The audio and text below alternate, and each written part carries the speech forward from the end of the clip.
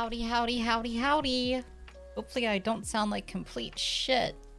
Actually, I probably do a little bit because I forgot to turn on my mixers, but that's alright. Oh, I'm back.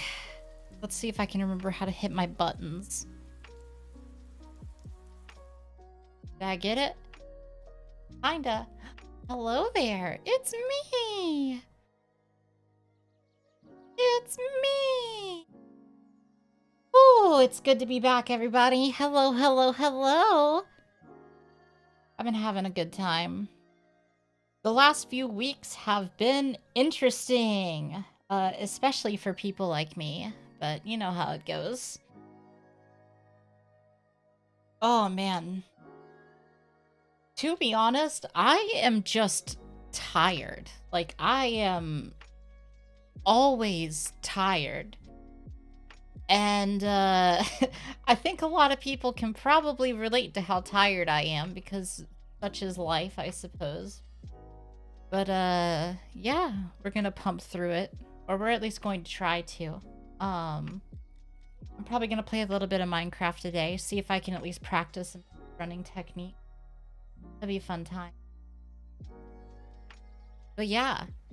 The last like 3 or 4 weeks has been perpetually a revolving state of waking up, opening my phone, and looking at Twitter, and then immediately getting greeted with every single reason why I should not exist as a person, and the debate that goes on consistently about that, as every single state moves to ban me from existing or from speaking. Well, not every state, but a lot of them. So that's been fun. I try not to think about it. I'm in a pretty safe state, so I'm not too worried about it affecting me, like, immediately, but it wears on you seeing that shit every day. But yeah. So, yeah, there we go. There's my little Twitter demon face. Oh my god, you are not wrong. Oh god, you are not wrong. Dude, Twitter has an obsession with not letting people change. And it drives me up a wall. Because I don't even understand. If you don't let people change, right? You don't let people change, what the fuck are you advocating for? Hi, Ari. Like, iDubbbz. The iDubbbz clip that's been going around, I tweeted about it earlier, but it's a great example of not letting people change and grow. It's literally just a clip of iDubbbz being like, yeah, I kind of regret my past choices. Paraphrasing, but he literally is like, oh yeah, I attracted weirdos with my content, and I regret that. And it's like, okay, good for you. And every, like, self-prescribed Twitter leftist goes the fuck off, like they do every fucking time. And they just don't let people change or grow or get better. And it's like, what the fuck are you advocating for at that point?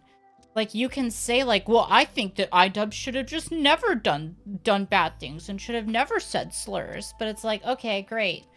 Thank you for that. Now that everybody recognizes that, now that iDubbbz recognizes that, you refuse to move on. So, would you rather he still said slurs? Because that's what it sounds like to me, to be honest. It's just so frustrating. A little bit of a ranty start to the stream, but oh god, I have a lot of pent-up negativity from the last few weeks of just, like, constant bullshit news and going to work. Trying to reason with Twitter is a lost cause. You're not wrong. I like to just, like, tweet out shit that I know is going to be controversial and just wait for people to say something and then not acknowledge it. Because I feel like that's sort of the best way to stir the pot. Even if I'm saying something positive, I can stir the pot and then just not interact with it past that point. Because if you don't get into the constant, like, back and forth Twitter thread arguments of quote tweeting people and shit, then for the most part, you can stay the fuck out of like the massive drama, but you still get like the kick of just like watching everybody interact with your tweet and go fucking ballistic. And I think my favorite part about doing that is that pretty consistently you can piss off two groups of people. You can piss off liberals and you can piss off conservatives, like, at once. And I'm not even like an independent. I'm a leftist.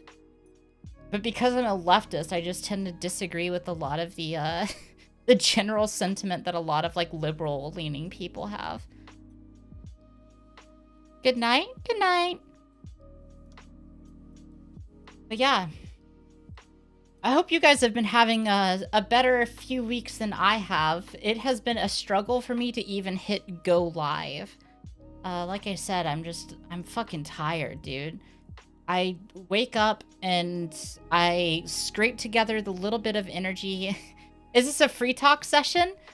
It might turn into that. I was thinking about playing some Minecraft. I really want to finish speedrunning Minecraft, but I have to find the energy to speedrun Minecraft. I got my license yesterday, so that's neat. Oh, dude, that's sick. I didn't get my license until I was like 18. I felt like such a fucking loser. It took me so long to get my license. I almost got it when I was 16. And the literal day that I went to go take the test, I just lost all the paperwork. So I got to the DMV, I went to get my paperwork out, and I was like, shit, I don't have it. So then I just procrastinated that shit for another 2 years, didn't get my license. I didn't get it till I was 21. Damn. You live in the US? Because in the US, it's like impossible to go anywhere unless you have a license. That was the main motivating reason for me getting mine when I was like 18. I was like, oh shit, like, I'm not going to be able to do anything if I don't have a license. I'm going to be stuck in this suburban hellscape for the rest of my life. I'm not even going to be able to leave my house. Granted, I don't leave my house anyway, so that's sort of beside the point, but...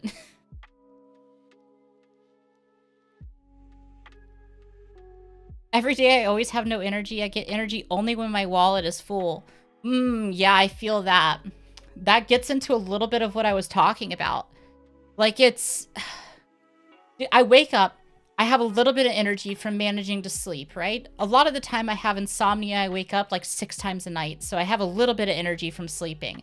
I wake up, I roll out of bed, I make my morning coffee, and then I come to my office, I sit down like a good little drone, and I work for 8 hours, interrupted only by lunch, and I do meetings and coding all day. And then at the end of the day, I'm fucking exhausted. And I have like a long list of shit that I want to do, and I know what I want to do. I love making content. I want to speedrun Minecraft. I want to hit go live. I want to make TikToks. I love doing this.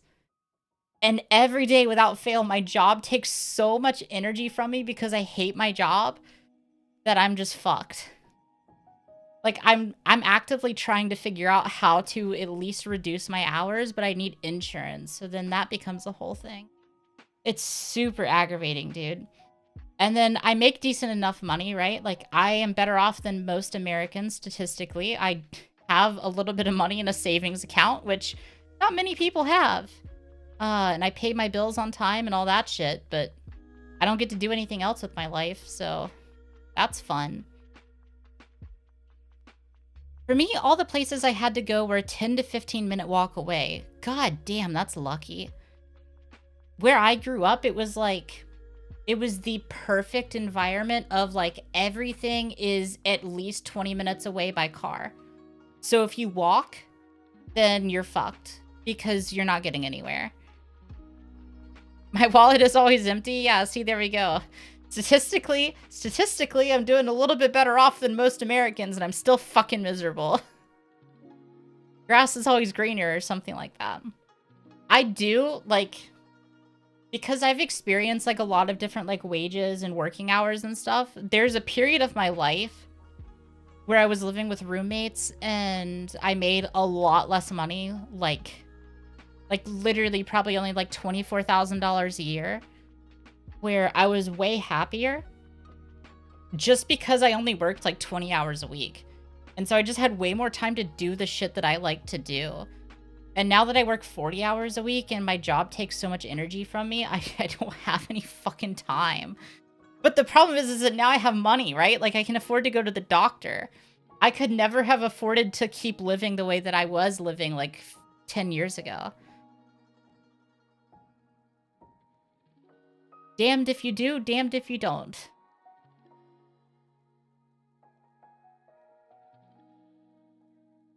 Oh, God. Okay, I have, like, a list of thoughts I've been collecting. You're gonna see me freeze for a second because I write them all down on my phone, and that's what I use for tracking. Oh my God. Okay, I'm so glad that I'm actually so glad that I froze myself for a second to look that up. Okay, I have to pull this up. I saw this the other day, and I can't fucking believe. Okay, so I was looking at, like, military requirements. Ari actually sent me a link to. See if I can pull it up. Disqualifiers, medical conditions. Okay, so the Army actually has a list of... like, medical conditions that disqualify you from joining the military, right? And some of them are insane.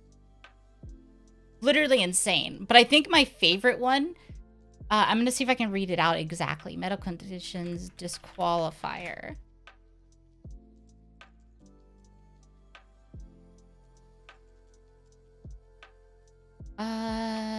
Where is it? It's on military.com.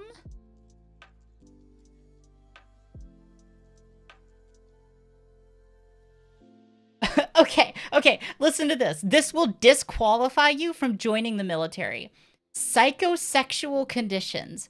The causes for rejection for appointment, enlistment, and induction are transsexualism, exhibitionism, transvestitism, voyeurism, and other paraphilias. And despite the fact that I can no longer join the military, not that I fucking wanted to because I'm trans, I love the idea that being into BDSM disqualifies you from being in the military. Like, are they just, like, afraid or something that your drill sergeant's gonna fucking punish you and dominate you and you're gonna be into that shit? What the hell? It's, like, the weirdest thing to keep somebody out of the military over. Fucking BDSM? The Army should stop kink shaming, right? I prefer sleep over work. Fucking mood. My principle is not to force myself to work in a field that I don't like. That's why my wallet is always empty. Yeah. So, like, I do kind of have that similar principle. Like, okay, I never like to say that something is beneath me because that's not how I feel. But for instance, the service industry, specifically like being in like the restaurant industry, I have always known that that is not for me. I get way too overstimulated in that environment and there's like too much shit going on and it's too stressful. I can't do it. It's not for me. So I've always known can't do that. But in high school, I loved programming. I loved solving problems, writing algorithms. I fucking loved programming. And so I went hard into it and I got a degree in it and then I got a job in it and the job was all right and then it wasn't all right. So I changed to a new job, same field. And then that job was okay for a little bit and then it was kind of shit and then it got more shit and then it got more shit and then I changed jobs again, new company, same shit. And it was all right at first, and then it just gradually gets worse and worse and worse and worse. And I think I finally hit my breaking point, like, around the end of 2022, actually. Like, I just realized, oh, fuck. Now that I've actually been working in software engineering for, like, 3, 4, 5 years, I hate it. It's not like, oh, it's just work, and so I can't enjoy it anymore. No, I hate it. I fucking hate it. I never actually get to work on software.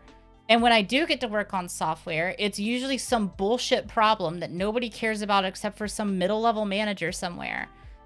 And the only worth that I have, much like everybody else in this country, is to just make the bottom line bigger for the fucking top-level executives who get bigger and bigger pay raises every year. I can't fucking stand it. I got into this field to solve problems, and I loved solving problems. And that's not what I do. I don't really solve problems. I just kind of like do like half-assed mediocre bullshit, and then I get paid for it. It's extremely unfulfilling.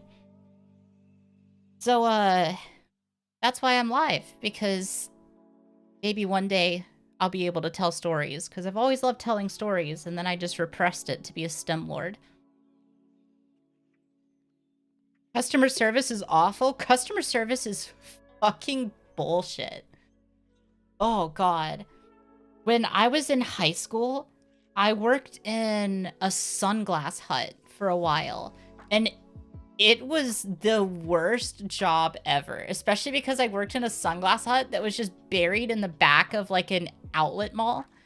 So nobody even knew that that Sunglass Hut existed. I didn't even know that the Sunglass Hut existed back there until I signed up to work there. So you would rarely ever get customers, and you earned like minimum wage plus like the shittiest commission rate you've ever seen. And you would only get commission if you earned like over $500, which, because all the glasses were quote unquote luxury, that's like 5-6 sales. So it wasn't like terrible, but the commission rate was bullshit back then. I don't know what it is anymore. And it's like, so nobody would come in, and I would spend all of my time reading fucking One Piece. I would I can't believe I got away with this. Okay, so they have these like little glasses stands, rolly carts things, and I would prop up on that and just like fucking comb through chapters of One Piece one after another. I would work like 10 hours a week or something like that. Because I was in high school, I was doing it as an after-school job and on the weekends, and I would just like speed through One Piece. I think while I was at that job, I managed to go all the way from the beginning of One Piece to Dressrosa, purely reading it like during lunch at school and at that job. It was ridiculous. And then at some point my manager caught on because there was a security camera in there. And so she started reviewing the security tapes and yelling at me every time she caught me reading One Piece. So I went into the security room in the back, and I went through all of the camera angles, and I found the one spot in the store that had no camera view. And every time my shift was on, I would like pretend that I didn't know that that was like the blind spot in the security cameras in the store, and I would take the cart and I would slowly move it into the blind spot and just read One Piece for the rest of my shift again. And because she couldn't, like, actually prove that I was reading One Piece in the corner, she never yelled at me again. But I could tell she fucking hated me. She fucking hated me because she would always yell at me about, like, cleaning and shit. It was definitely one of those environments, too, where they were very much like, oh, if you got time to lean, you got time to clean. But, like, it's a fucking Sunglass Hut. What the fuck are you gonna clean?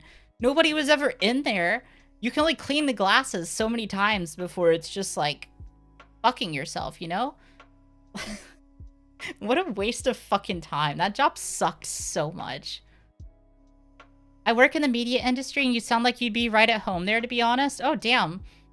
Yeah, I need to figure out, like, if I don't get to tell stories and stuff in the way that I want to, I definitely need to figure out how to transition into doing media in some way, shape, or form. I think it would be pretty fulfilling. Probably a better use of your time, to be honest. One Piece is always a good use of everybody's time. I hate to be a little bit of like a, have you met our Lord and Savior Monkey D. Luffy? But honestly, if you haven't read One Piece in 2023, I don't know what the fuck you're doing with your life. Like, that's just... I mean, that's just facts. One Piece is probably... Nope, okay, hold on. I was gonna say One Piece is probably the best piece of media I've ever interacted with, but then I would be shitting on SAO.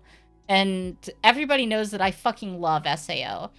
Unapologetically, SAO is my favorite anime. And I think I've hidden that fact from some people, especially on stream, for a while now. So I'm ready to just, like, declare that with my full fucking chest. Sword Art Online is my favorite anime.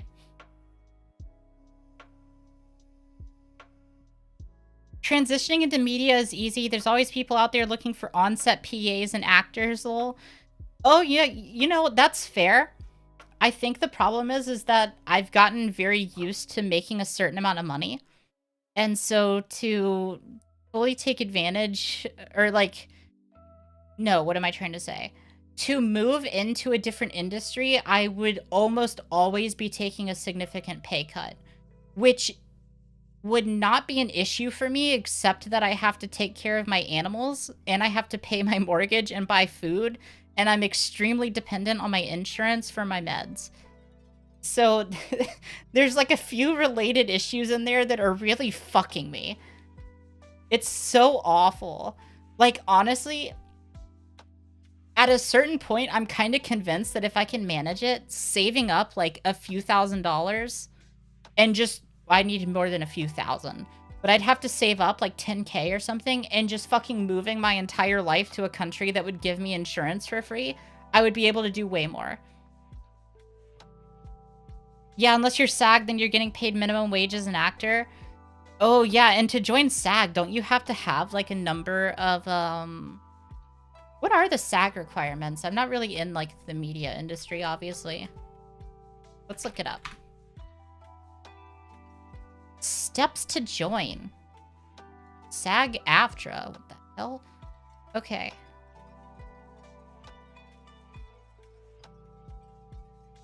Your application for membership will be denied if you falsified your credentials. Well, I mean, I guess that makes sense. Oh my god, why is this so hard to read? Just give me like a bullet point list.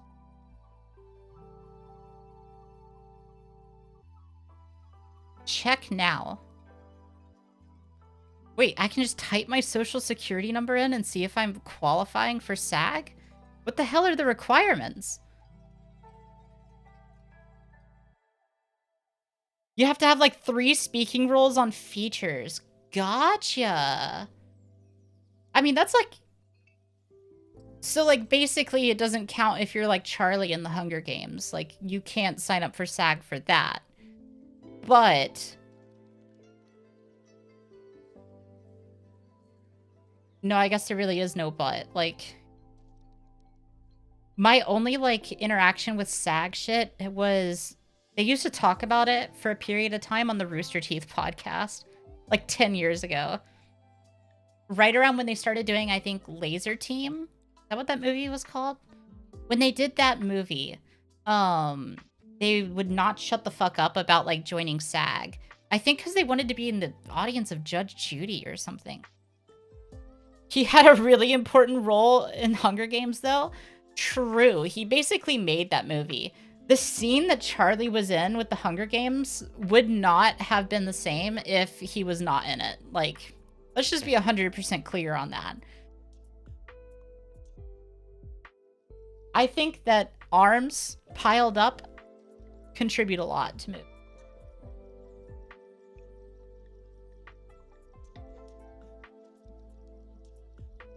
Oh boy. Dude, it is really inconvenient having all of my notes on my phone, so I have to stop my tracking to see what the fuck I want to talk about. I have really bad ADHD. So if I don't write down what I think about a lot of things during the day, but then if I don't write it down, I forget what the fuck I want to talk about. So I need to figure out how to get my notes onto my PC.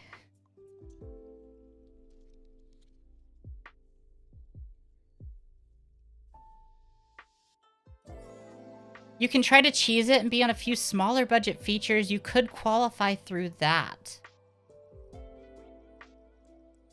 They don't have to be $1 million movies? Oh shit, really? That's interesting. I was thinking like if I just get on like some YouTuber's like random ass production, does that count? Like if I just put it on my IMDb, are they like, okay, yeah, you can be in SAG now? But like, how do they decide? Like, okay, like here's like the first example that comes to mind. The Shane Dawson like documentary series that he did. Does that shit count? Hi, Starstruck. I hope you're doing well. Most voice actors are in SAG, yes. Ooh. So if I can get into like random like titled voice roles, I could get into SAG? If it's a legitimate production. I guess what my question is what is a legitimate production? Like that's the part that I'm not understanding. Like if you get IMDb credit for it, yes. Okay. Interesting.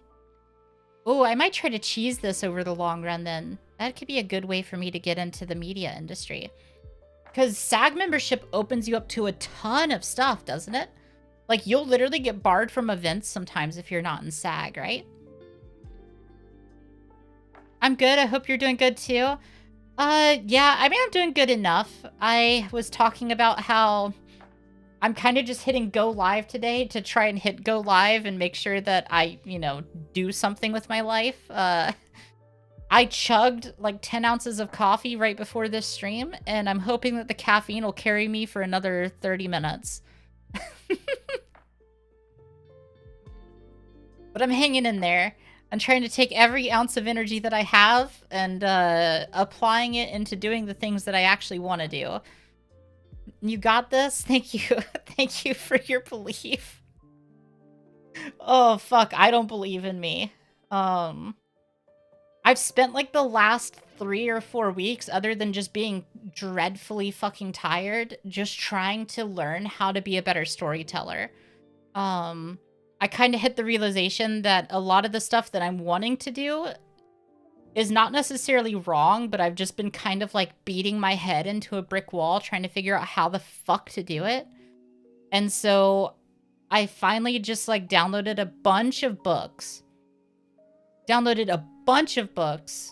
Read a bunch of stuff on storytelling, on like the theory of crafting a narrative. I went through all the Mr. Beast interviews again. I'm trying to learn how to do this shit right.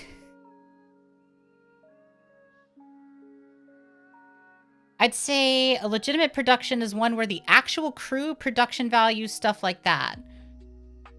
Okay. Okay. That's interesting. Go for it, though? If I can figure out how to go for it in a way that isn't the equivalent of beating my head into a wall, I will go for it. I have way too many things right now where I'm constantly beating my head into a wall. Writing stream. That's an idea. That's an interesting idea. I would want to think of a way to make that interactive for chat. This is an issue that I run into pretty frequently, actually. Because I don't really have a big audience right now, right? But I love streaming because I love chat interactivity.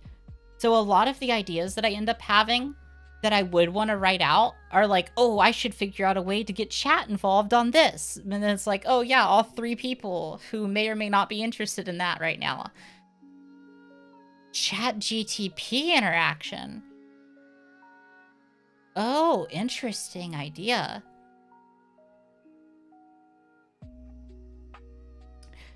I need to look into a little bit more of the ethics of ChatGPT. I've been hesitant to use it because I'm a little worried about what it's stealing.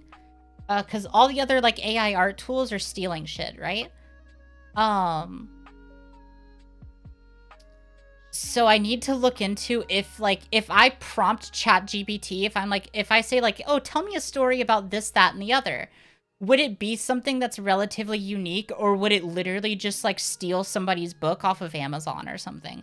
That's what I'm worried about. So I need to be a little careful with that. Maybe people could do writing prompts with you and people can share what they wrote. Ooh, that's actually a pretty fun idea. That's actually a really fun idea. I'll figure out how to get those writing prompts out and then... Yeah. Oh, I do like that idea. Damn, you guys came up with some pretty good ideas pretty fast. It's amazing what happens when I talk to people, huh?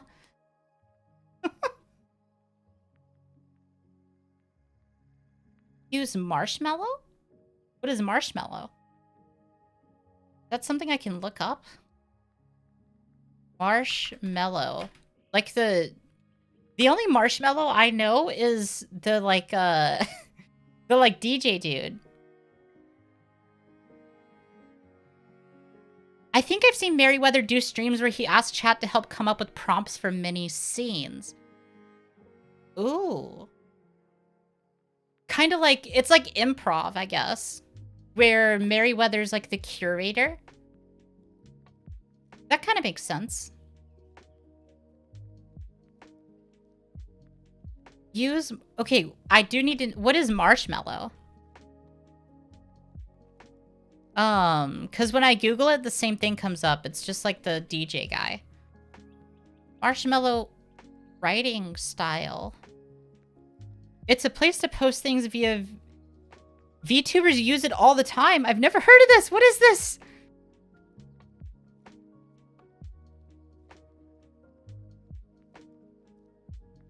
What? I have no idea what this is. I feel like I've unlocked forbidden lore. Marshmallow... post?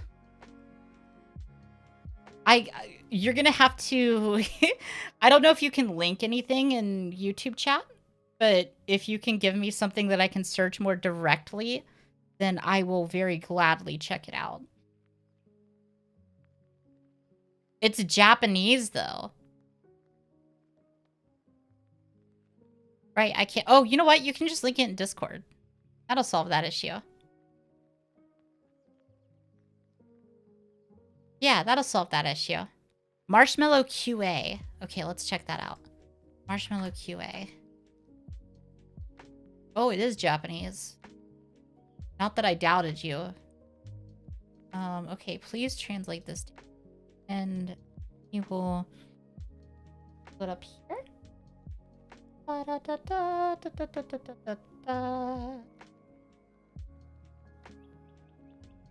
Aha!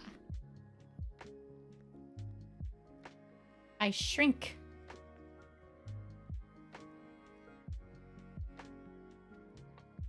Okay. I want to reduce the number of people who get hurt. Anonymous messages are scary. Along with wonderful true intentions, the lowest bad words arrive, but marshmallows aren't scary. Accepting anonymous messages doesn't come with swearing. Marshmallows are such a safe place. Oh, it's a QA site. Oh, man, that brings back memories. Oh, God. All right. I don't know if I want to tell you guys exactly how old I am. If you dug around, you could probably figure it out. But I'm a bit of a zillennial. And so to give you an idea, like when Instagram came out, I was already like a teenager. So there's your like rough estimate, right? I was already like a teenager. One of the huge things that just took off around that time period was anonymous QA sites where we would all just cyberbully the fuck out of each other. Like Ask FM. Everybody would make an Ask FM and all the popular kids would start it, right? They'd be like, oh, like, check out my Ask FM, guys. You can ask me any questions you want. And then the popular kids would all get questions like, like, oh, who's your favorite football player? And it's like, what do you think of the quarterback on this high school football team? Wink, wink. And then the not popular kids would make it and just get cyberbullied the fuck. It was so bad, dude. It was so bad. Like, I remember... Oh, God. I remember just, like, my friend made one and immediately just got flooded with messages like, why are you gay? Like, this is 2012, keep in mind. So, like, being gay was a bad thing in 2012. It's like, why are you gay? Like, do your friends know that you like men? And it's like, Jesus Christ, dude, you're coming for the throat. And then the whole thread would just be shit like that. And then eventually the person would close their Ask FM and they'd be like, I'm never doing that again. But the popular kids always made it seem like it was a good idea. I think there was like one time where I used it to ask a girl. I was like trying to get a vibe for if they liked me without being too obvious about it. And they totally knew it was me because I had negative riz and zero subtlety. Just like most 13-year-olds, but but it was pretty fucking bad. I do not miss like the anonymous era of the internet. Well, I do and I don't. I kind of hate this new trend that everybody has of like tying your real life identity to everything that you fucking do. It's part of the reason I like VTubing so much, to be honest.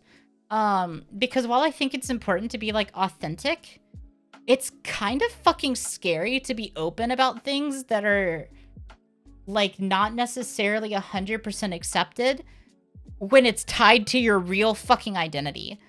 Like, I would not openly talk about being leftist and trans on my Facebook timeline because there's a lot of people who would see that shit and we would have issues, like serious issues. But when I'm in my like online persona where everything's not tied immediately to my entire real life identity, I can at least kind of freely talk about that shit. Do you remember that really bad cyberbully movie from the 2010s? Only vaguely. I didn't watch it because I thought it was like really cringe just from the trailers. Yeah, being trans and open is very scary, but being visible is important too, so VTubing is awesome. Yeah, it's like such a nice middle ground. It's one of those things I'm fucking terrified of, like...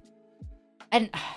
Maybe I shouldn't even say this because I think saying it sort of like voices some of the power that they have too and sort of speaks into existence the power that I'm afraid of these people having. But I am like legitimately a little scared of like the Kiwi Farms 4chan users. Like the people who will stalk your entire existence and dox the ever-loving fuck out of you and then swat you. Like, I'll be honest, I'm not really scared of them showing up to my house or something in person if they ever dox me, because I'm from the fucking South and I kind of grew up like learning how to use guns and stuff. It's not really a threat, but I think conservatives have this idea that like leftists and like left-leaning people don't know how to use guns. Very untrue. So I'm not really scared of that. But I'm very scared of swatting. I'm very scared of swatting, and I'm very scared of just, like, the police showing up and shooting my fucking dogs. Like, that's the kind of thing that I don't want to happen. So I'm very grateful that I can hide at least a little bit behind a VTubing model. Yo, gun stream? Wait, that would actually be kind of fun. In the future, if I ever have, like, the money required to do the sort of, like, IRL streams that I want to do, I have to make a cosplay for it to hide my identity. But it would be actually kind of fun to go to like a shooting range or something. Because guns are a mixed issue. You can't do that on VTube. Yeah, like I would have to, if I did an IRL stream, I would have to come up with, I have some plans for a pretty intricate like IRL VTuber cosplay. That would still protect my identity and sort of like leave some of the like fun, like, oh, I'm a cyber girl aspect to it. It requires fucking money though. Like I have the plans sketched out, but you can't do it on YouTube. Oh, no shit. It's a hot issue. Interesting. I could probably do it on Twitch though.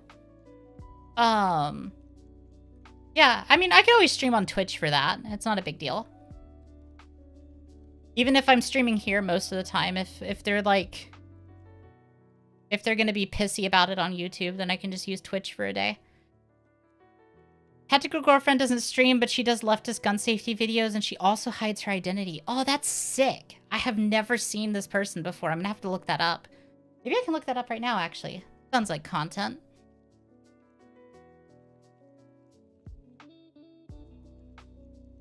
Hey, look, it's me.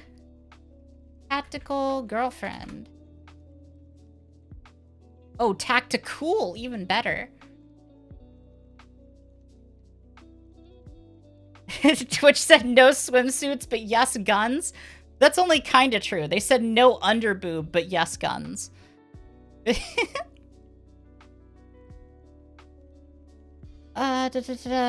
was something in chat I wanted to respond to, and I totally read over it and missed it. Don't know what it was anymore. Oh well. And no fake boobs. Yeah, they fucking clapped Finster's ass for touching his fake boobs. You should have known better, fucking femboy.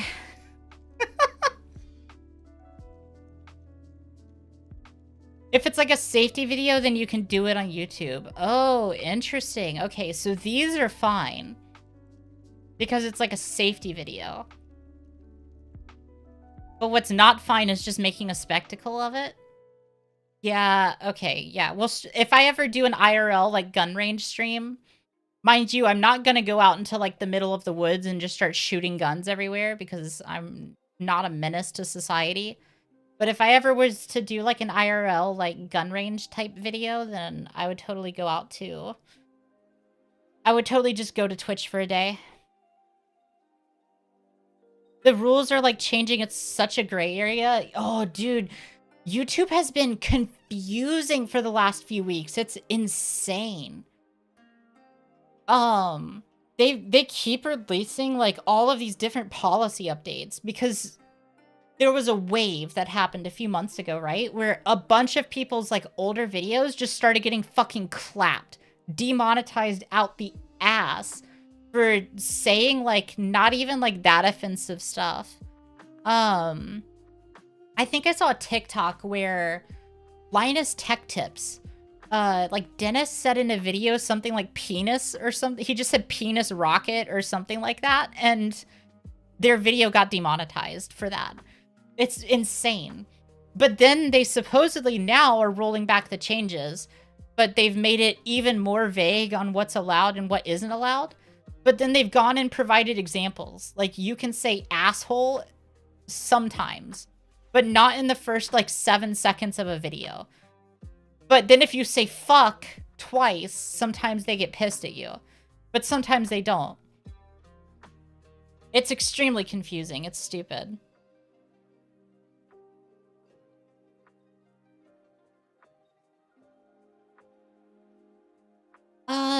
Okay, I want to see, what's this person's most popular video? My AR-15 build. Alright. Alright. I have a little bit of a confession. AR-15s are, like, it's like the douchebag gun, right? But also, they're so cool. Because you can just put anything on them. It's so annoying. Like, the AR-15 has to be the perfect gun to attract the most insufferable people, while also being the perfect gun to just put the coolest shit you've ever seen on a gun. It's so awful. My dad had 2 back when I lived at home before he fucking disowned me.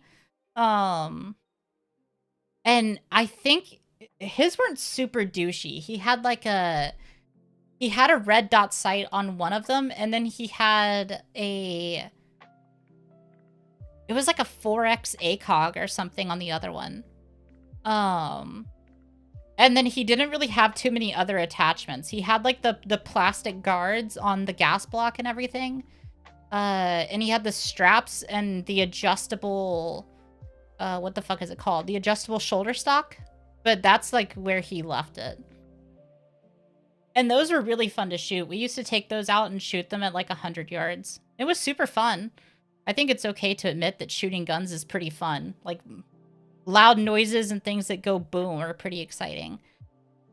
Can you put the fridge on an AR-15? You probably can. Ah, guns. I learned how to shoot those this weekend. Oh, that's... Shooting is... Oh, it's such a complicated issue for me. Because I believe in gun control and responsible gun ownership. But it's so hard to deny the fact that shooting guns is just cool. As a kid, I always wanted to be like a super secret agent.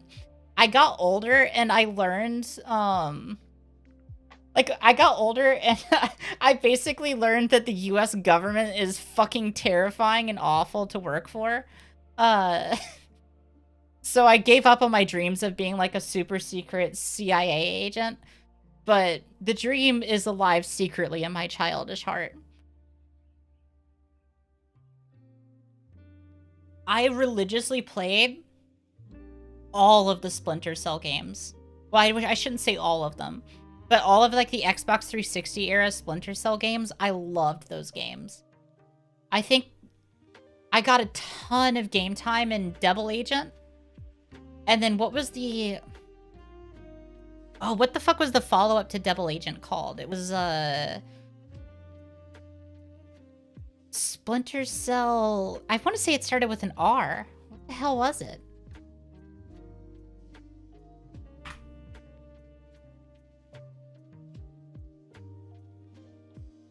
Like, okay, come on, where is it? Blacklist, that's it. Yeah, so Devil Agent was the one that I played a shit ton of, and all of my friends, we were like the only... I had a group of like 5 or 6 friends, and we would play the shit out of Splinter Cell's the Devil Agent multiplayer. It was super fun if you've never played it. It was like spies versus terrorists. And so the spies would be sneaking all around the map, and the terrorists would have guns, and they'd be trying to take out the spies. And then the spies would just, like, jump them from the shadows like fucking Batman. It's super fun. Nobody ever played the multiplayer. So we had, like, the only 6 people who were on the Splinter Cell Devil Agent multiplayer servers at any given time. We just play that shit all the time. It was so fun. And then Conviction and Blacklist were also fun, but I remember the multiplayer being, like, not as great. Because I think the big thing with... If Blacklist is the one that I'm thinking of, the multiplayer was like a story instead. And so you got to play co-op instead of, like, a... It wasn't, like, matchmaking. It was, like, a co-op that you played.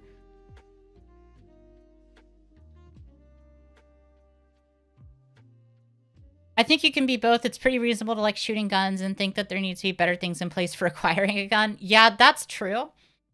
I'm discovering that some places take that shit way too far. I don't know how I feel about that yet, actually. Like, I don't want to get all, like, political, but some of the processes that I've seen in, like, the really deep blue states for trying to get, like, a pistol is fucking insane. Because you can turn around, right? In these states, like, I think New York is one of them. You can buy a fucking AR-15 if it has, like, a fixed magazine, which means you just have to top-load the bullets, and you can get, like, an auto-loader for top-loaded bullets. So you can buy an AR-15, but you can't buy a fucking pistol. And, like, while I get the idea behind, like, a concealed weapon, I feel like an AR-15 is inherently more dangerous than a pistol. Maybe I'm talking out of my ass, but, like, there's a reason that like, school shooters and stuff are walking into, like, high schools with AR-15s.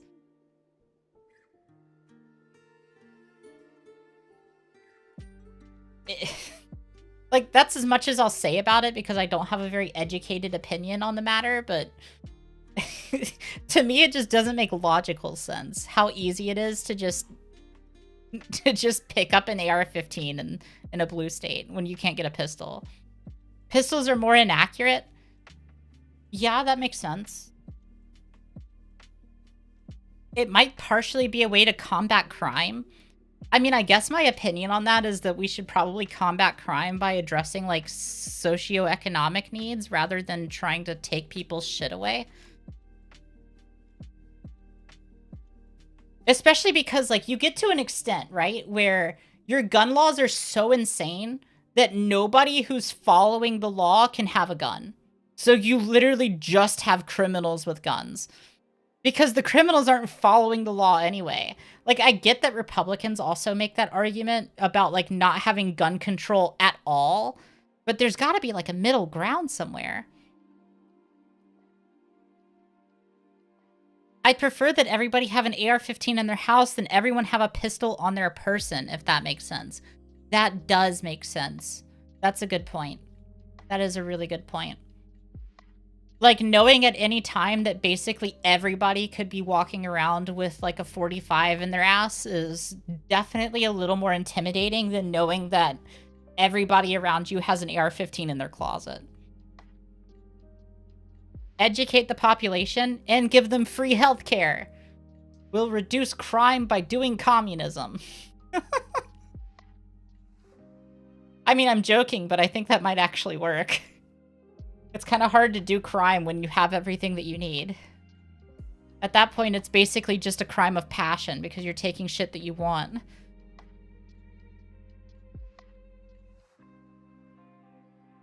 But if there's not massive wealth inequality, then how much shit can there be to take that you don't already have? You know? It's kind of just common sense, if you ask me. But what the fuck do I know? I'm just an anime girl on the internet. Crimes are acts of desperation. Reduce desperation, reduce crime. Yeah. Yeah, I pretty much agree with that sentiment. Like, other than, like, you get, like, crimes of passion or whatever, where somebody just, like... No, even then, it kind of fits what you're saying. Like, if somebody kills their spouse because they cheated on them or whatever, it's like... That's still desperation. It's just very highly concentrated and situational desperation that you couldn't really have done anything about, necessarily, if it was heat of the moment. But then how will we make money from the prison industrial complex? Indeed, how will we make money off of our legal slaves? Some people are just crazy and want to hurt someone, but for the most part, yeah, I agree. Yeah, I think the amount of people that are literally just crazy, though, is so low. Like, when you think about, like, how many actual psychopaths there are and sociopaths and, like other antisocial personality disorders, the incidence cannot be that high compared to the amount of people that we fucking jail. And I know that that must be true because the United States has the most people in jail.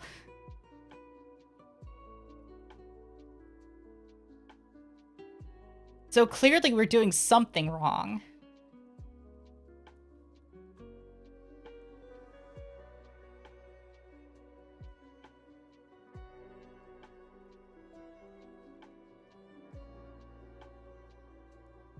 Honestly, most people who just want to hurt someone just go on the internet for that. Oh, believe me, I fucking know. Okay, so I'm gonna be honest, I have passing privilege a lot of the time. Like, a lot of people don't necessarily clock me right out of the gate. So for the most part, I avoid a lot of internet hate from being fucking trans. But every time I have a video that pops off a little bit and somebody figures out that I'm trans, they go fucking ballistic on my ass. It doesn't even matter how realistic what they're saying is. Like, they are just out to make me feel bad. And the embarrassing part is that I probably hate myself more than they could ever hate me. So I don't really give a shit about what they're saying, if I'm being completely honest. I have a good therapist that helps me deal with my self-hate.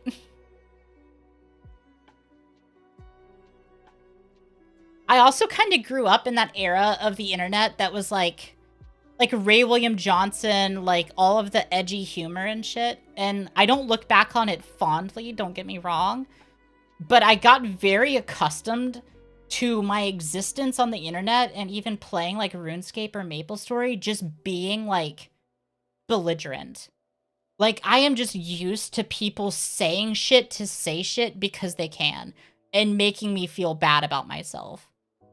And I don't think that that's a very good thing to be used to be completely honest, but it does make it a lot easier to deal with just the constant slew of bullshit from comment sections and stuff.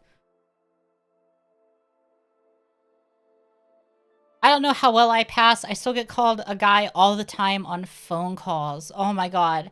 The first time that I called, oh, it was like at a hotel, I think. And I didn't tell them my gender or anything, because obviously you don't when you go to a hotel. But I called the front desk, and I just wanted to order some room service. And the lady at the front desk said, like, yes, ma'am, we'll bring that right up. I fucking almost cried. Because it was the first time that I had properly passed on the phone. And I was like, oh, thank you, God. It took me another few months of, like, working on my appearance and letting the hormones and everything take effect before I passed consistently in person. But that passing on the phone fucking carried my emotional morale for that entire time. It felt so good.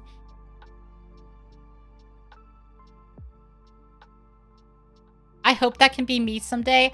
I believe in you. It can absolutely be you.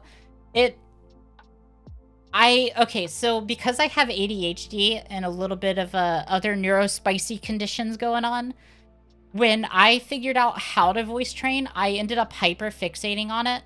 And I would train like every day for like an hour, 2 hours. I would ruin my voice and I would just belligerently train my voice over and over and over again. So I hit a pretty passable voice pretty fast, at least compared to most people that I've seen. But I can promise you that the process of getting there is actually not too bad. The worst of it is definitely just battling the dysphoria as you like fail at it. I think that's the part that really sucks. We somehow still have tons of people in jail while also having the most mass shootings. Hey, look, America couldn't be #1 in everything. But if we were going to be #1 in something, it was going to be mass shootings and the number of incarcerated people. We're fucking excelling in that front, okay? I think your voice sounds amazing. Thank you. I definitely am very critical of my voice, but I think everybody is to a certain extent too. Like, it's very hard to listen to your voice in a recording and then accept that that's what your voice sounds like and it doesn't sound like what it sounds like in your head. And then you're like, oh, well, I sound like shit. I just like, at least for me, that's my experience. I'm just always immediately like, oh, I sound like shit. Fuck me.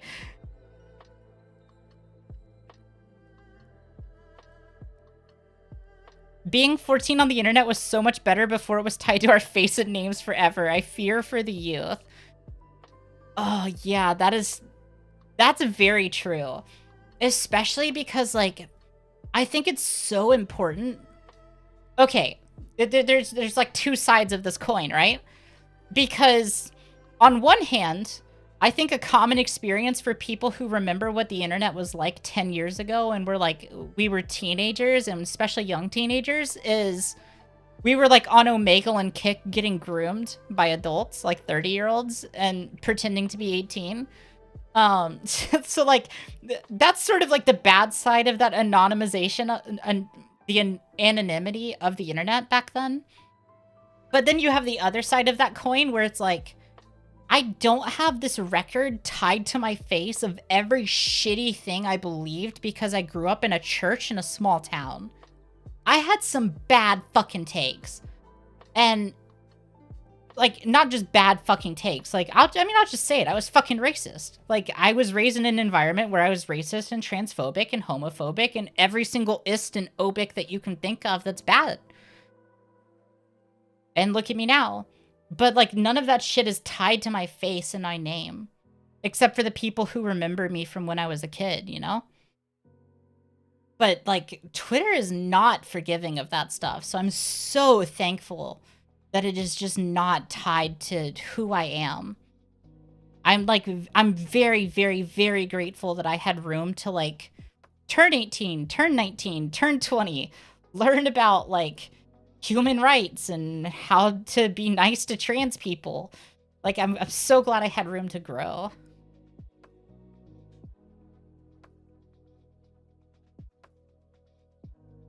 That's because our population is massive. That's why we can be both. Though if you look at the ratios, it's pretty ridiculous. Yeah, I think the ratios is where it gets a little bit off the charts, right? We could probably be a lot higher in other statistics if some of the other states weren't dragging us down, too.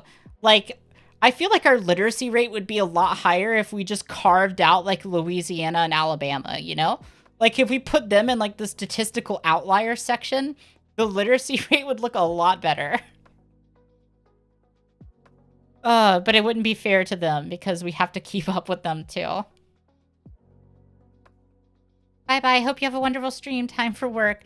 Have fun at work. Well, as much fun as you can have. Work is painful.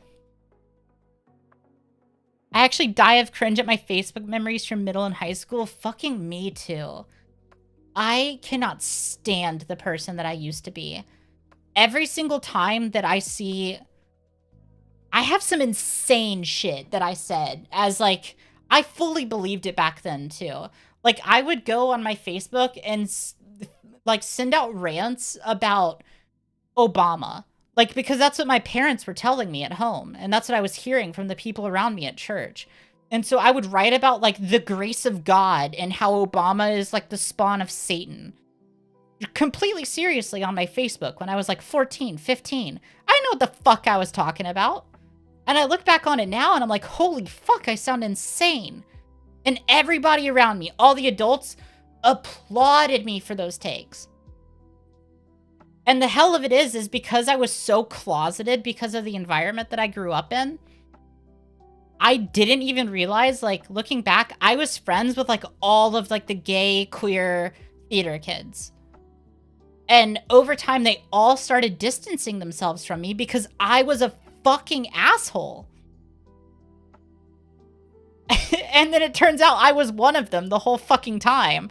And I was just so brainwashed by that bullshit that I completely isolated myself from my own community even. And, like, rightfully so that they isolated me because I was terrible for their mental health. That's for damn sure. I was a toxic piece of shit. But, oh my god, like, I just look back on all of that with disgust. Be proud of cringing at your past self. The alternative is horrifying stagnation or worse, peaking in high school. That's absolutely true. I think... I mean, okay. I won't say that I think this necessarily, like, absolute. But I hope that I will continue to have things where I look back every few years and I'm like, oh, wow, like, I've grown a lot since then. And I've really changed my mind and, like, grown as a person since I said that. I hope that as time goes on, I have less of those moments because I just try to consistently become a better person. But I do still hope that there's a little bit of it just so I can see that I'm growing. I thought Obama was lit when I was young. I went from, like, political ambivalence when Obama was first elected in, like, 2008 to, like, my parents going full fucking, like, Tea Party conservative and getting brainwashed into that shit. So I went from, like, not really giving a shit because I was a kid to being like, Obama is the literal spawn of Satan, and I'm saying this with the full authority of a 12-year-old. Like, that's the kind of kid that I was raised to be. It was not great. I got a meeting, got to go, but thank you for the stream and inspiration. Hey, thank you for hanging out. I was a massive Trump guy back then. I look back on that in disgust.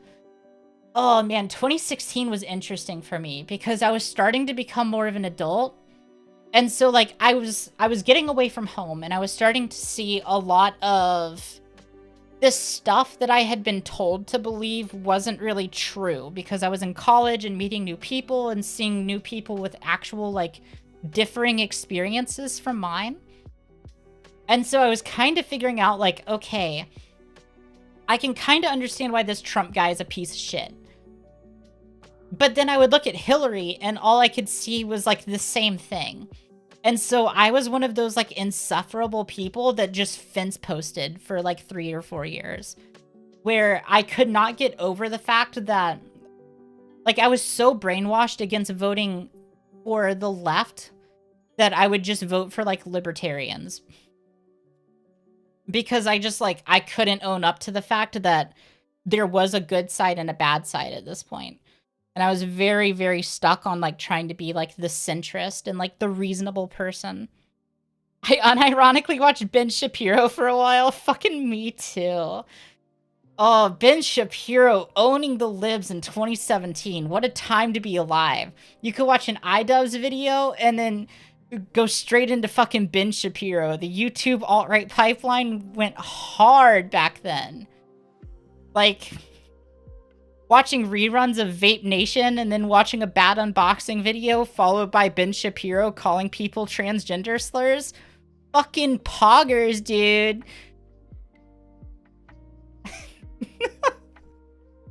Oh my god, the internet has changed so much in like 6 years. It's insane. It's kind of no wonder. It's kind of no wonder that you have like 12-year-olds on Twitter who are just completely unempathetic to the situation of the internet from like 6 years ago. Because they've come into the age of the internet where everybody is like actually talking about more progressive shit for the most part. Not for the most part, but it's more acceptable to talk about that now. But 6 years ago, it was like all alt-right pipeline shit. And like Anita Sarkeesian. Like those are the two things that I remember, is Anita Sarkeesian and Anita Sarkeesian getting dunked on by everybody that I watched. I went to a religious school, so I thought liking Trump was the way to go. My roommate was a Nick Fuentes guy. Oh god. I never got into like the Nick Fuentes stage of the alt-right pipeline. I maxed out at what was his name? His name's like Thumper? What the hell was his name? He was like a science guy. Like his big thing was that he would do like Thunderfoot. Oh, you fucking knew it immediately. You are just like me for real. Yeah, this guy. This guy was about as far as I got into the alt-right pipeline. And by this point, I was already in college and taking a lot of you know what he got me from? He got me from these videos because I was interested in the science. I was interested in his like chemistry analysis videos. And then he sucked me into, like, this bullshit. Like, Johnny Harris busted. And, like, granted, Johnny Harris is a massive fucking liberal and a CIA agent, but... like, I don't agree with Johnny Harris on a lot of things either. But there's no way that this video has any amount of actual substance to it. I pivoted from being super Christian to constantly watching people like Amazing Atheist. Isn't it kind of interesting how even the atheists were also alt-right?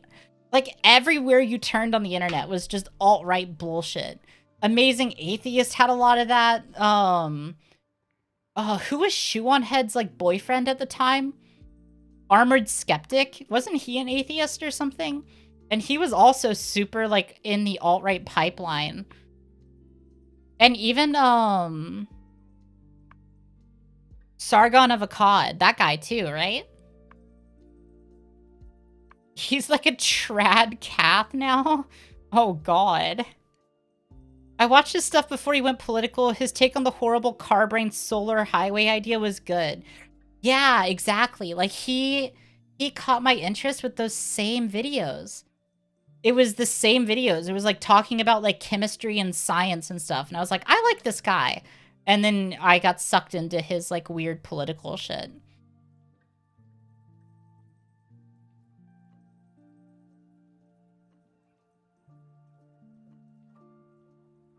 You'll never stop growing, you just grow in different ways. That does kind of make sense. A lot of, like, my life up until now has been so cemented in, like, trying to escape my abusive family and then recovering from that abuse that and I'm fine now, to be clear. Like, I have a therapist, I have the meds that I need, I have figured out my identity.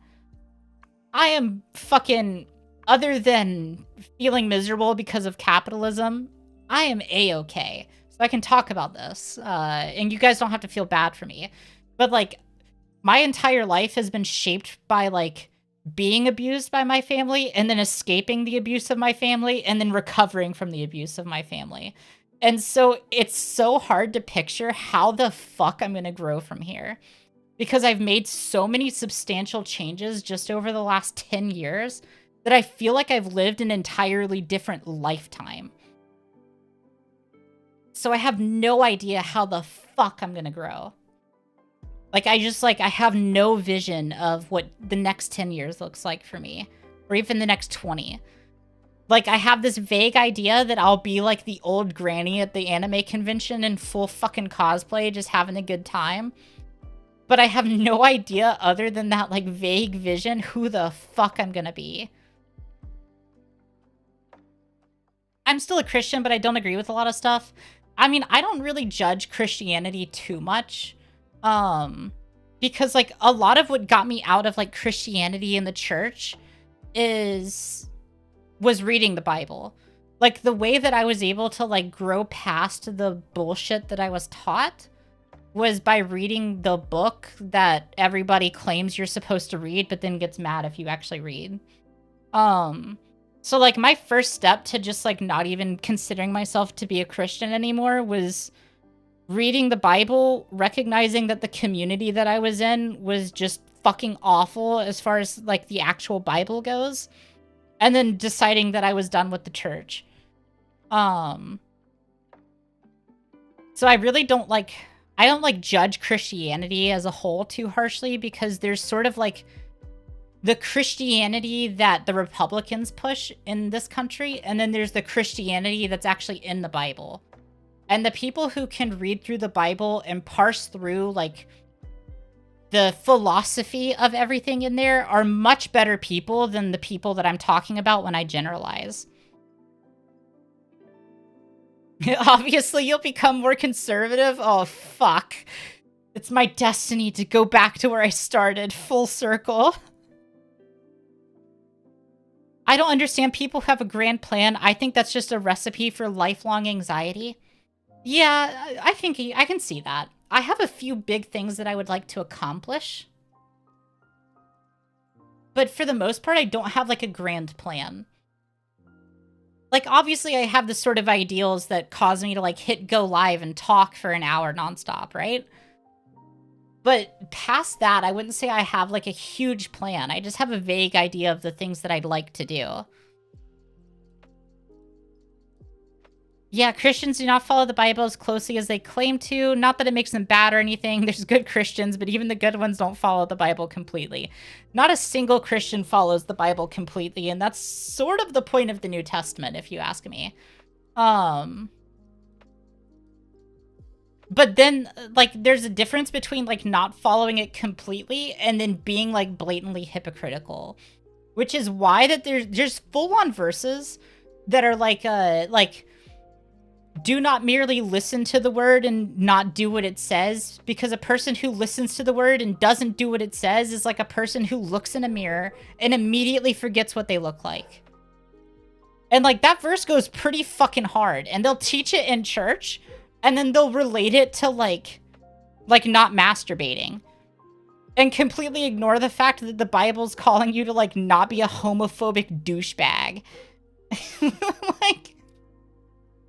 Like, come on. You guys are literally, like, halfway there. All you have to do is just apply it.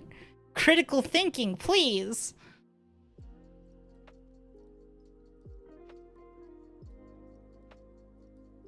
I just surround myself with better people. Yeah, I think that really is the way to go. Like, I think one of the things that everybody should do is meet the people that they're afraid of in some capacity.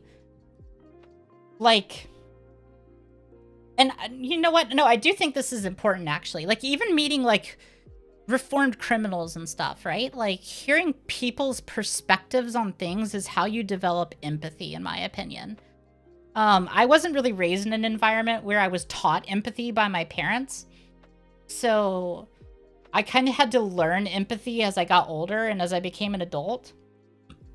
And I think I was a little bit of an asshole about it in hindsight sometimes, and I was a little bit insensitive. But I think that the way that you learn how to empathize with people is by just talking to different types of people.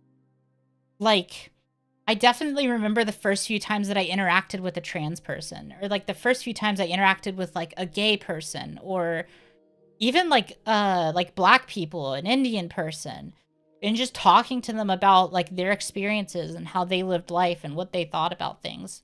And you find out pretty quickly that everybody has very different opinions on a lot of things. But when you like learn about all those different opinions, it makes you a much better person. Because you're a lot more understanding of the fact that a lot of people think very differently from you. And then you start to change your mind inevitably on a lot of things too.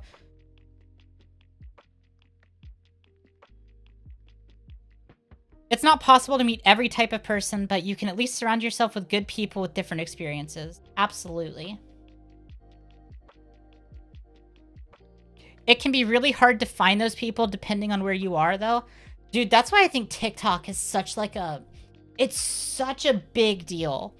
I think that's part of why the reason the government's afraid of TikTok, to be honest. They keep trying to ban it. And I think that they kind of realize that you can have an idea on TikTok. Anybody can have an idea. It doesn't matter who you are. And you can speak your truth. And you can hit post in like 30 seconds. It takes you 30 seconds of effort. And it gets blasted out potentially to millions of people. And just like that, an idea that the government considers dangerous for whatever reason, whether it's terrorism, racism, transphobia, like maybe it's bad, or maybe it's something that's not so bad, but that the government doesn't really like to acknowledge, like socialism. That shit gets blasted out to everybody. Everybody. And I think it's really interesting because it's a really interesting... As long as you're careful about not getting sucked into like the FYP algorithm and going down an alt-right pipeline or something, you can learn so much about the world just from scrolling through TikTok. It's insane. A lot of Christians at my school obviously didn't accept the gay community despite there being stories in the Bible where Jesus literally hung out with outcasts and accepts them. Yeah, I mean, like, there's the whole story of the prostitute, right? Where... Like, Jesus literally saves her from getting fucking stoned to death. And then, like, as everybody walks away and isn't able to cast the first stone, he's like, oh, there's nobody here to condemn you because they're all fucking idiots too? Well, then I don't condemn you either. Like, that was the whole point of that story. Completely overlooked. I've met other women, or other trans women, gay people, different nationalities, etc. through Discord and the VTuber community. VTuber community is fucking pog for that.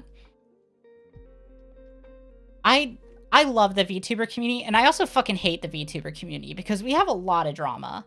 I try to stay out of most of it, but the VTuber community has a ridiculous amount of drama of just people getting really pissed about like the most random shit.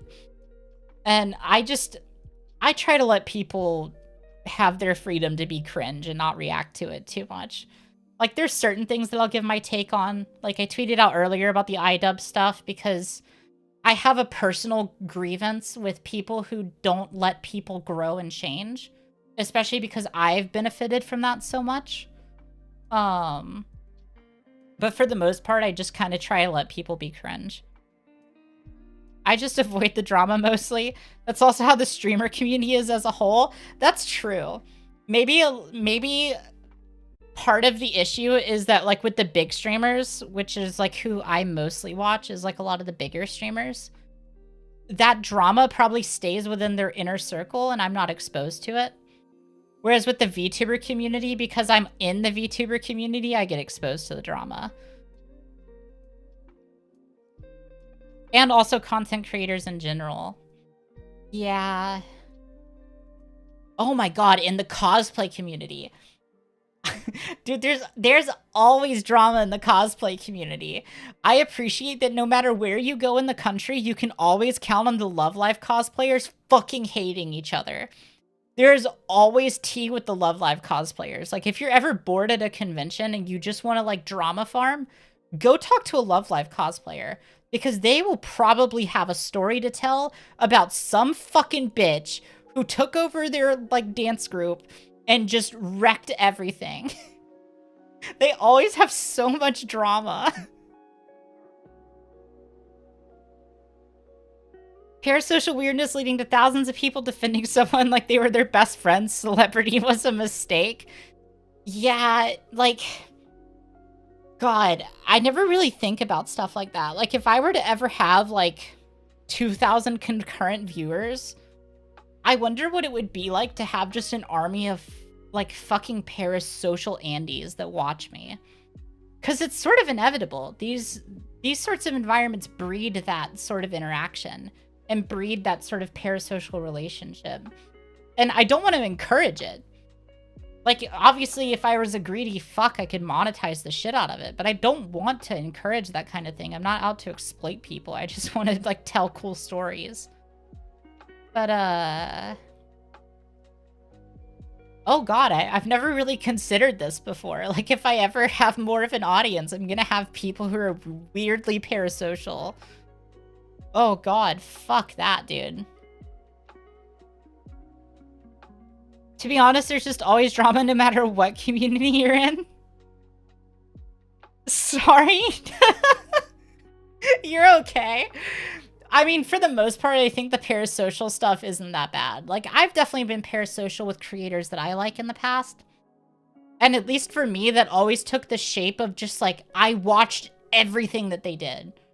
And I fucking loved their stuff. And sometimes I would tweet something cringy or, like, try to be a little bit too much of a pick-me. But I don't think I was that bad. Maybe I'm just being nice to myself, though. What I'm not looking forward to is, like, the one person who's gonna take it way too far and fucking stalk me. Like, that's what I'm not looking forward to. Like, that shit's gonna be annoying to deal with. But I think for the most part, parasocialness is probably not, like, that big of a deal. As long as the creator isn't exploiting it.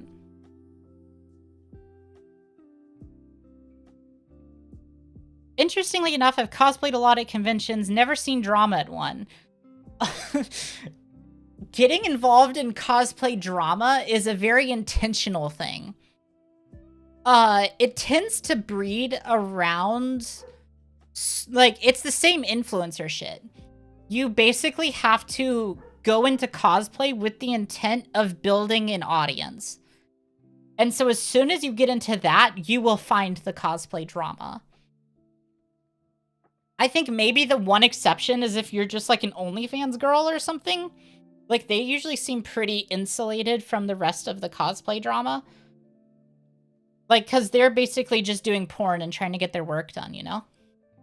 But when it comes to, like, the cosplayers who are, like, going crazy on Instagram and stuff, I feel like they're always at each other's throats. It's insane. Yeah, I'm a casual cosplayer. Yeah, that makes sense.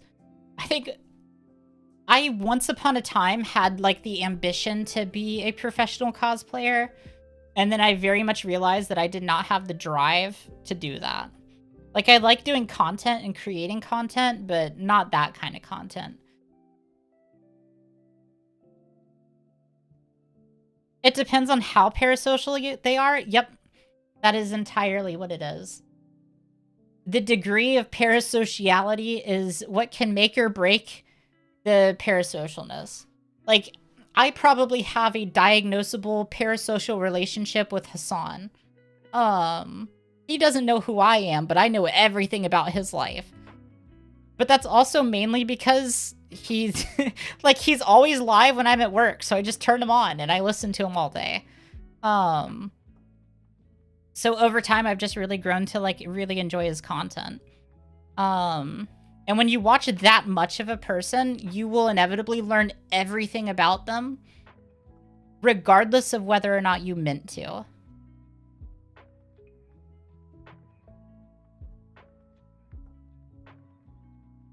The most cosplay drama I've seen is just one person being awful and the other people talking about them. Yeah, I've seen some of that. I'm trying to think of the worst example I've seen. The worst I think I've seen is probably like a cosplay group. They were friends and they all used to cosplay together. And then they broke up. Like all the group, like they had like a schism happen in their group. And so it turned into just like subtle shade throwing constantly. Like you would always see vague posts on both sides about how so-and-so is a fucking bitch. And they would go hard with that.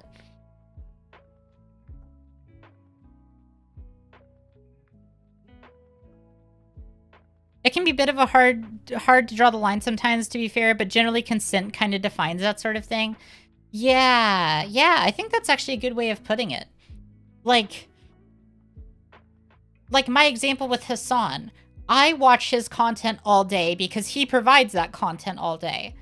And it's something that I enjoy. And he offers up more and more of his personality and the things about himself, and I consume it. And that's the degree, that's where that relationship ends, and I know that.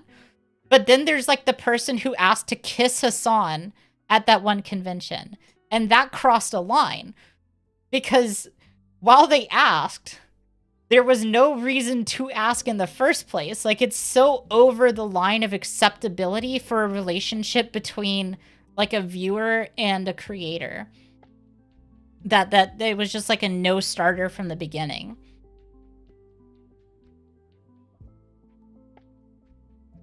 Oh boy.